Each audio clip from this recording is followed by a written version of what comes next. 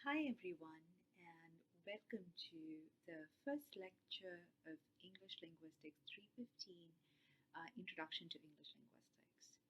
So, we are going to start with the first lecture, and the first thing that I wanted to remind you is that you have a reading in your textbook, and the reading is pages 1 to 27 of chapter 1 of the textbook. So, do make sure that you get the textbook and you read it. We are going to start with some opening questions in linguistics. So, the fundamental question that I want to ask you is, what is linguistics? Some of you may have heard of this field before, some of you may have had absolutely no exposure to linguistics. So, what do you think is linguistics? Now, if you have a pen and paper next to you, jot down some thoughts. And you will see that a lot of you may have written down that linguistics is the study of language. And that's very often a very common answer that I get from students who take linguistics in English 315. Now, I'm going to refine this definition of linguistics and say that, well, linguistics is not the study of language per se, but it is actually the scientific study of human language. And the reason why I am defining language as only human language is because there are different kinds of languages. There's animal communication, there's artificial language that is used for computers, etc. And so in this class, we are only going to be focused on human language. And what we are going to do is we are going to study language from a scientific perspective. But why are we interested in studying human language? The reason why we do linguistics and the reason why doing linguistics is an interesting question is because we do not understand how language works. So I am talking to you right now, and your brain is processing all this information that is coming to you. But we do not understand how the brain actually processes all this information. And the reason why we are interested in linguistics and we study human language is because this remains a biological mystery. How is language being processed in the human brain remains a biological mystery. Now, to illustrate this, let me show you an example of this. So, if I show you this and I ask you what this is, many of you would likely say this is a book or a notebook or a notepad. And you know this because you are seeing this and your brain is processing what you are seeing through your eyes. You are not aware of all the neurological computation that is going on behind this incredible process of seeing through your eyes.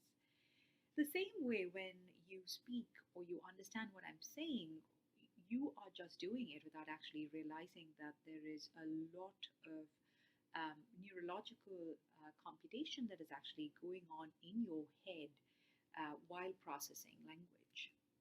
So let's illustrate this. So I want you to close your eyes and listen to the sentence that I'm going to read out to you. Gorgonzolas from eastern South Africa have a special triangular pocket in their abdomens that they use to store rocks and sometimes small rodents. Now I want you to open your eyes and I want you to look at the sentence. This is the sentence that I just read out, so you can take a minute to read it.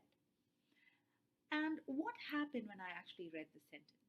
So what I did was I actually put a thought in your head just by reading out a couple of words from the English language. And I didn't actually use magic. I didn't actually wave a wand and say abracadabra and put this thought in your head. What I did was I moved my mouth and I made some sounds and I put a thought in your head. And you completely thought about what was illustrated in the sentence automatically. I didn't tell you to think of what I was reading out. I only told you to listen to what I was reading. And it was a reflex that you couldn't help. And the thought was incredibly specific, right? I mean, it was Eastern South Africa and a triangle, etc. So it was a very specific kind of thought that you thought about. And it is something that you never thought about because this is a sentence that I made up. So I don't expect you to open a book and read this sentence. And what I did was, this was a completely new piece of novel information that I put in your head. So, this is the way that human language is actually rather unique. When I said at the beginning of the class that we are going to focus on human language, the reason is because human language is different from any other form of communication, such as animal communication, in two ways. First is the kind of information that we can convey. We can convey anything that we want. If I want to talk about the weather, I can talk about the weather to you. If I want to talk about food, I can talk about food. So there are different ways of communicating what we want using human language, which animals don't have, for instance. And the second way it is fundamentally different from animal communication is in the kind of combinatoric system that it uses. What do I mean by combinatoric system? You can take together different words and you can combine them however you want. So, as a very simple illustration of this, I can say John loves Mary to mean that it is John who's in love with Mary, versus Mary loves John to mean that Mary loves John, and not the other way around. So, depending on what I combine first or what I say first, the meaning can actually change. So the kind of combinatoric system is very different in human language compared to animal communication. So the fundamental question that we are interested in this class and throughout the semester is going to be, how do we speak and understand the language? How do we do all this? What are the kind of computations that happen inside the human brain? And so a fundamental answer to this that, again, a lot of students might actually think about is maybe we actually memorize a lot of expressions. Maybe that's how we understand language. But if it was the case that memory does play a role in understanding and processing language, how did you understand the sentence that I just illustrated before, which you have never heard before? So, learning a language has to do with much more than your memory. Let's do a thought experiment. I live in the city of Wichita, and Wichita is an indigenous language. Unfortunately, it is a dead language, which means that there are no living speakers of Wichita. The last living speaker died in October of 2016, but there are grammar books of the language, and the city is named after the tribe. And so these are actual examples from the language. I have given you the word for the woman, I've given you the word for the buffalo, and I've given you the word for scare. Again, if you have a pen and paper, if you're taking notes, write these words down because I'm going to ask you a question on the next slide. All right, so if you have taken down these words, I'm going to move forward and I'm going to ask you if you can translate the buffalo scared the woman into Wichita. I'll give you a minute to actually do this at your end, and some of you may have written down something, some of you may have said, well, no, I can't actually do this, I don't know Wichita. But the people who actually realize that you can't do this, you cannot translate buffalo scared the woman into Wichita, it's because I haven't told you the rules for combining the words. So a fundamental insight is that when you know a language, you have to know two things. First, you need to realize and you need to have a memory of individual words and idioms that the language uses. And the second is you need to have a set of rules for combining expressions. And I haven't told you the rules for Wichita, so you don't know what is a subject in Wichita, what is an object in Wichita, what is a verb in Wichita, etc. Why are rules so important? Rules are important because of two things. First, rules give human language its unique expressive power. So expression is rule governed in human language. And secondly, rules are what sets human languages apart from other animal communication systems. So let us rephrase the fundamental question that we are going to be interested in this class. How do we do all this? What is the system of rules and expressions that underlie our ability to use a human language? But how are we going to answer this question? Well, again, you might have thought up some answers in your head, or you might be thinking about some. But here's a very common answer and a very wrong way to think about this. Suppose you are interested in basketball and you follow the Shockers, and you want to know the rules for basketball. You just find a Shocker who plays basketball and you ask them about it, right? Ask them how to explain it. So, in the same way, find somebody who speaks a human language, right? AKA you and me, and let's ask ourselves, do we know the rules of language? Well, that's not an easy thing to answer, is it? We speak language and we use language every single day, but if you and I are asked about the rules of language, that's not something easy to come up with because there are multiple rules of a language, right? So, this is the wrong line of thinking because what we know about language is completely subconscious. We know these rules very subconsciously, but we have no understanding of how we came about these rules and why we actually know these rules. So, everything that happens in your brain when you speak a language or when you understand a language is completely subconscious. And that's really the first realization that I want you to take home from this class. So, we as speakers or listeners cannot just introspect about what is going on in our head and realize that this is how we speak a language. What we are going to do instead is we are going to answer this question through a scientific method. And so what we are going to do is we are going to create hypotheses and then we are going to test these hypotheses against real data. So we test the hypothesis and we determine the predictions of the hypothesis, and maybe the predictions are true and therefore the hypothesis is true, or maybe our predictions are wrong and then the hypothesis must be wrong. So here's an illustrative example. I will show you how we frame a hypothesis in linguistics. Now, I want you to write a rule that helps you generate the following English sentences. Thomas danced, Mary sang, John swam.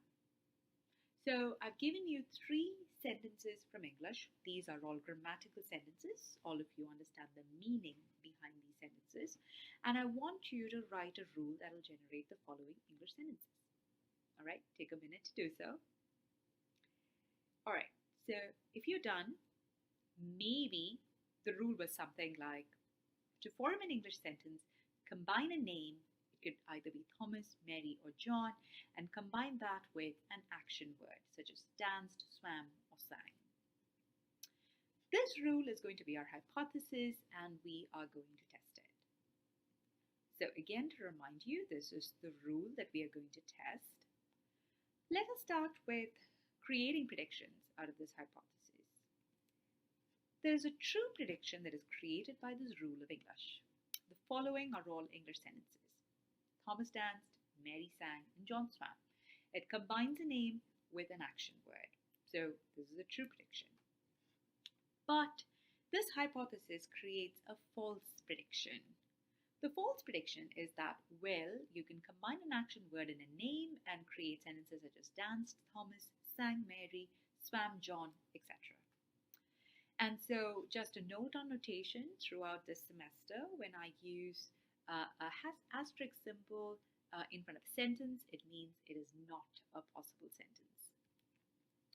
So the conclusion is that the rule as stated is not actually a rule of English grammar because it generates false predictions. So you probably need another rule that says, well, you need to have a name and an action word in that particular order, and therefore you don't get these false predictions. So that is how we are going to have the new hypothesis or the new rule of English.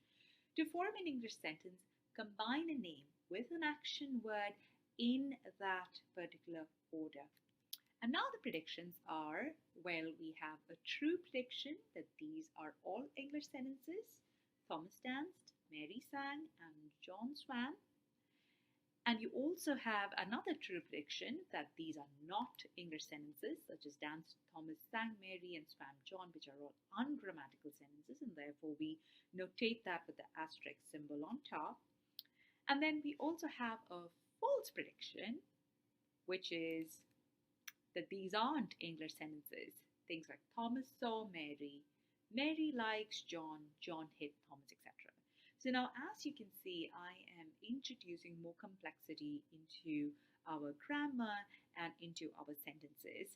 And the conclusion that we can state is that this particular rule of English is not the only rule of English grammar, that we need other rules to generate other sentences and create other sentences. So we need more rules that will also generate sentences like Thomas saw Mary. Just a note on these kind of sentences and some terminology for you to understand these kind of sentences. Sentences such as Thomas danced, Mary sang, and John swam are called as intransitive sentences because they take one subject and combine that with a verb.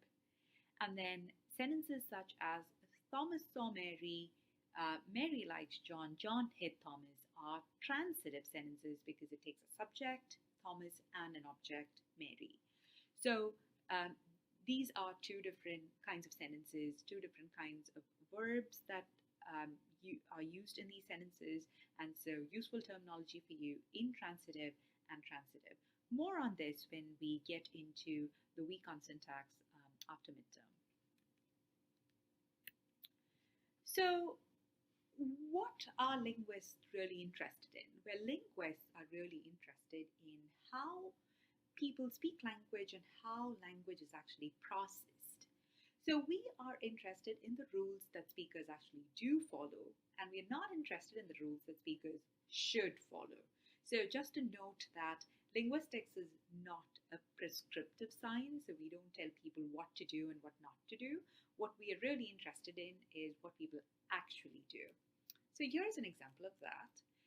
Again, just to remind you of some terminology, whenever I use grammatical, I use that to mean that there are fluent speakers of this language in everyday life, in everyday conversation, and ungrammatical means that this is something that is never used by fluent speakers in real or everyday conversation.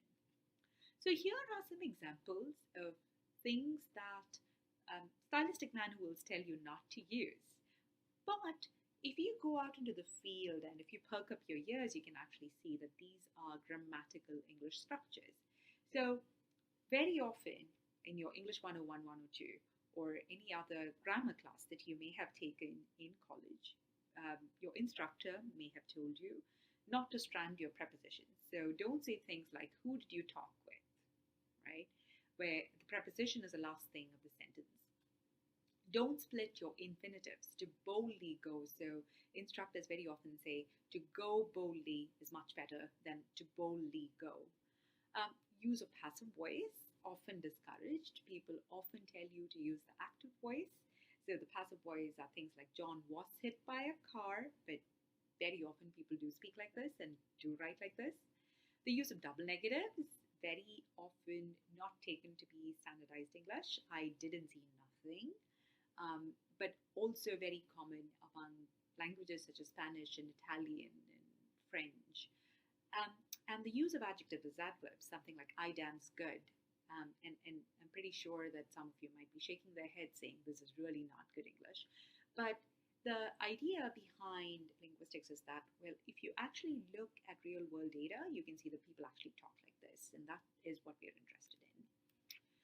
And so all the following are supposed to be ungrammatical English structures according to stylistic manuals, but the stylistic manuals actually tell you to use them. So not stranding prepositions, with whom did you talk, right? It's supposed to be good English, but it's actually not. It's ungrammatical. And not splitting the infinitives, boldly to go when no one has gone before. If you look at the linguistics of this, if you look at the syntax and semantics of this, these are actually bad, but your stylistic manual actually tells you to use them. So coming back to the starting idea that we started with today's lecture, that language is a biological mystery.